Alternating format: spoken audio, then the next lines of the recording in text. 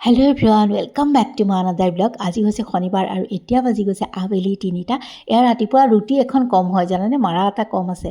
মানে আজি নতুনকৈ মাৰা নাই, কালিৰে আছিলে। গতিকে মোলে এখন এনেকৈ অকণমান পেষ্ট এটা বনাই বাছ পানী পিঠা এটাৰ দৰে কৰি লৈছোঁ।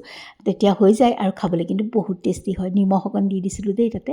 আৰু এয়া ব্ৰেকফাষ্ট কৰি আছোঁ। হৰি নাম লৈ ব্ৰেকফাষ্ট কৰিছোঁ। আজি দিনটো ভালেই হ'ব লাগিব। যিহেতু আজি অফিচ বন্ধ আছিলে, 4th ছেটাৰডে, সেইকাৰণে একেলগে ব্ৰেকফাষ্টটো কৰিলোঁ। আৰু এইফালে যোৱাকালি লৈছোঁ অকণ পাচলি সিজাই, এয়া মাছ ভাজিবলৈ লৈছোঁ।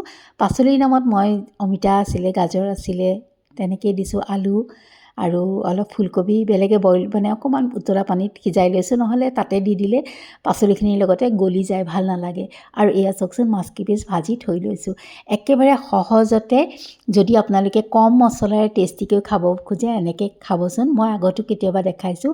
পিঁয়াজ আৰু নহৰু অকণমান চপাৰটোতে চপ কৰিছোঁ, তাতে একেলগে দিয়া নাই, পিছত ধনিয়াখিনি দিছোঁ, নহ'লে এয়া গোটা মাৰি ধৰে, ভালকৈ গুড়া নহয়।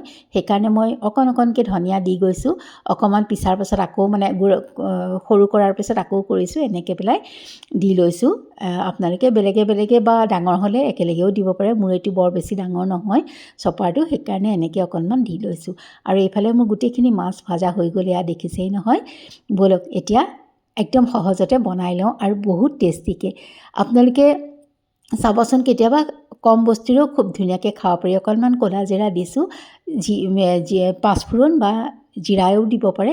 আৰু তাৰপাছতে মই এই যে পিঁয়াজ, নহৰু, ধনিয়া আৰু লগতে আপোনালোকে বিলাহী ইচ্ছা কৰিলেও দিব পাৰে, মইহে দিয়া নাইকিয়া। আদা দিলেও দিব পাৰে। আৰু সেইখিনি ভজা যোৱাত দিছোঁ ইয়াতে জিৰা, ধনিয়া, হালধি, নিমখ একেলগে এটা পেষ্ট বনাই ইয়াত দি দিছোঁ। আৰু ঢাকনাখন মাৰি মাৰি কম জুইত ধুনীয়াকৈ ভাজি লৈছোঁ, যাতে মছলাখিনিও এই আদা, নহৰু, পিঁয়াজৰ লগতে ভজা যায়। আৰু এই যে ধনিয়াখিনি দিছোঁ, সেইখিনি কিন্তু নেপাহৰিব, তেতিয়া সোৱাদটো বহুত দুগুণ বাঢ়ি যায়।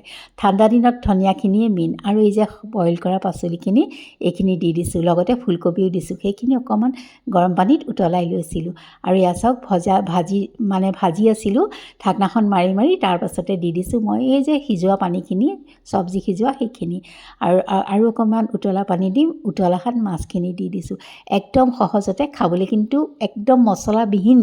দেখিছেই নহয় কিমান অকণমান মছলা দি বনাইছোঁ, কিন্তু খাবলৈ বহুত টেষ্টি হয়। এনেকৈ ধনিয়া অকণমান দি পেলাই আপোনালোকে ট্ৰাই কৰিবচোন, চাব সোৱাদ দুগুণ বাঢ়ি যায়। জলকীয়া খোৱা জলকীয়া দিব। মই পিছে দিয়া নাইকিয়া, দুটা এনেই পেলাই থৈছোঁ ওপৰতে। খাবলৈ বহুত টেষ্টি হয়। অকণমান দেখাই দিছোঁ, খাই চাব যদি এনেকৈ খোৱা নাই। তাৰপিছত ভাত পানী খাই অকণমান ৰৈ এয়া আহি পালোঁ গোয়েংকা।